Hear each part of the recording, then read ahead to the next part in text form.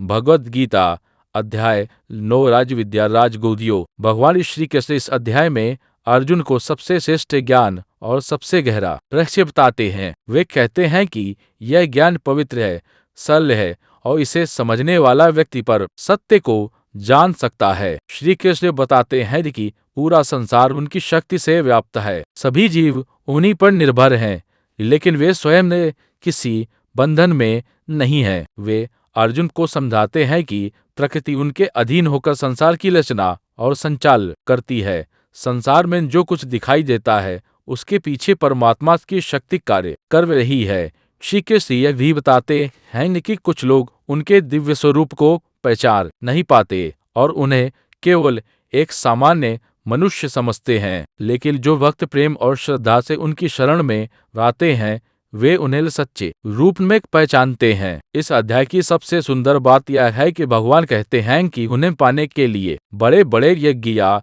धन की आवश्यकता नहीं है। यदि कोई भक्त प्रेम और भक्ति से एक पत्ता, एक फूल, एक फल या थोड़ा सा जल भी अर्पित करता है तो भगवान उसे स्वीकार करते हैं। श्री कृष्ण कहते हैं कि मनुष्य जो भी कर्म करे, जो भी खाए, जो भी दान दे गया, तपस्या करे, उसे भगवान को समर्पित करना चाहिए। इस प्रकार कर्म के बंधन से मुक्ति मिल सकती है। भगवान यह भी आश्वासन देते हैं कि यदि कोई व्यक्ति पहले गलत जीवन जीता रहा हो, लेकिन सच्चे मन से उनकी भक्ति करने लगे तो वह भी धर्म के मार्ग पर आ सकता है।